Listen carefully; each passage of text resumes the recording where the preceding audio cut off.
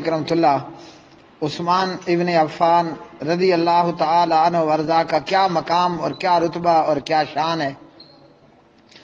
حضرت عثمان بن عفان رضی اللہ تعالی عنہ پیارے نبی علیہ الصلوۃ والسلام کے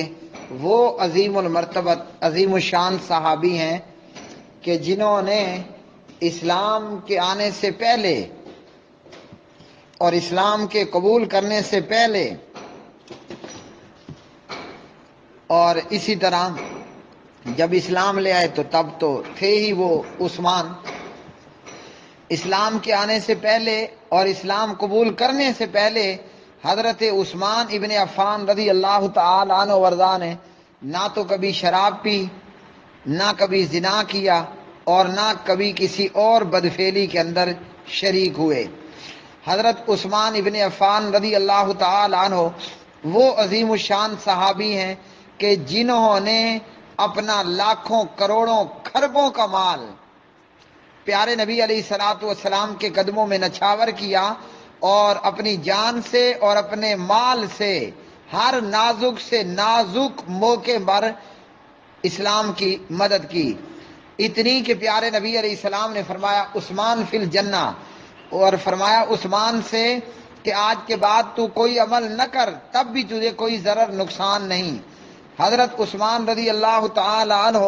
ان عظیم الشان صحابہ میں سے ہیں جن کو پیارے نبی نے نام لے کر جنت کی خوشخبری دی، یعنی حضرت عثمان رضی اللہ تعالی عنہ کا شمار پیارے نبی کے عشرہ مبشرہ صحابہ میں سے ہے۔ حضرت عثمان ابن عفان رضی اللہ تعالی عنہ وہ عظیم الشان صحابی ہیں کہ جو صحابیت کے درجے کے ساتھ ساتھ آپ صلی اللہ علیہ وسلم کے دوہرے داماد ہیں، یکے بعد دیگرے آپ کی دو بیٹیوں کے خاوند ہیں حضرت عثمان ابن عفان رضی اللہ تعالی عنہ۔ اور بعض علماء نے جیسے علامہ حبیب الرحمن گزدانی شہید رحمۃ اللہ علیہ نے یہ بھی بیان کیا کہ آپ صلی اللہ علیہ وسلم نے اپنی دوسری لخت جگر کی وفات پر بھی فرمایا کہ عثمان اگر میری اور بھی بیٹیاں ہوتی تو یکے بعد دیگرے تیرے نکاح میں دیتا۔ حضرت عثمان ابن عفان رضی اللہ تعالی عنہ وہ عظیم مشان صحابی ہیں کہ پیارے نبی علیہ السلام موجود ہیں، بیٹھے ہیں اور آپ کا گھٹنا ننگا ہے۔ کیا ننگا ہے؟ گھٹنا۔ صحابہ آتے رہے، آپ نے گھٹنے کو کور نہیں کیا، لیکن جب عثمان آئے تو آپ صلی اللہ علیہ وسلم نے یوں اپنے ننگے گھٹنے کو کور کر لیا اور فرمایا عثمان وہ ہے جس سے ملائکہ بھی حیا کرتے ہیں۔ اور اسی طرح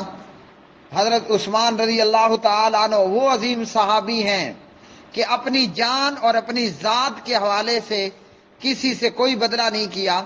بلکہ جو آپ کی جان کے درپے ہوئے حضرت عثمان نے نہ تو تلوار اٹھائی نہ ان کے خلاف تلوار اٹھانے دی، اور یوں حضرت عثمان ابن عفان رضی اللہ تعالی عنہ مدینہ طیبہ مدینہ پاک میں اپنے گھر کے اندر اللہ کا قرآن پڑھتے ہوئے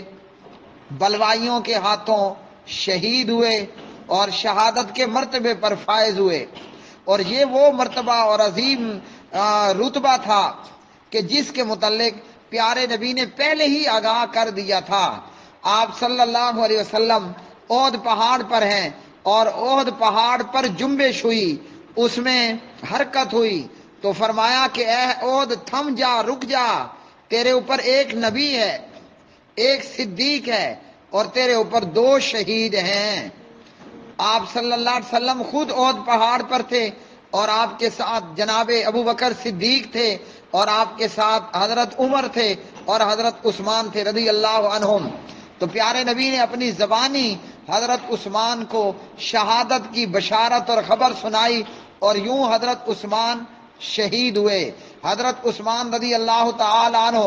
وہ عظیم الشان صحابی ہیں کہ جب آپ صلی اللہ علیہ وسلم ہجرت کر کے مدینہ طیبہ تشریف لائے تو جناب حضرت عثمان رضی اللہ تعالی عنہ کے مال سے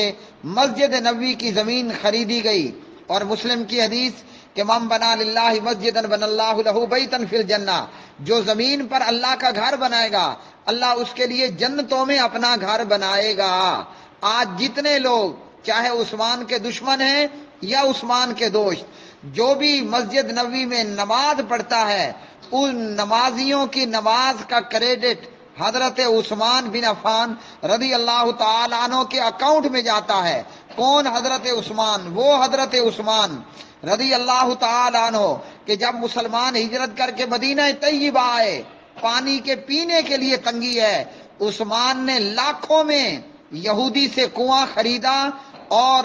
اسے وقف فی سبیل اللہ کر دیا کہ جو آئے اور مفت میں پانی لے کر آئے، لے کر جائے۔ اللہ تعالیٰ عثمان سے راضی ہوا، عثمان اپنے پروردگار سے راضی ہوا، اور اللہ تعالیٰ حضرت عثمان رضی اللہ تعالی عنہ کے دشمنوں کو ہدایت دے۔ نہیں تو جو عثمان کے دشمن ہیں وہ عرش والے کے دشمن ہیں۔ کیوں کہ اللہ تعالیٰ کا یہ اعلان ہے، جو میرے ولی کے ساتھ دشمنی کرے گا، میرے ولی کا دشمن بنے گا، میں اس سے جنگ کا اعلان کرتا ہوں۔ اور یہ رب کی طرف سے جنگ ہے کہ عثمان کا دشمن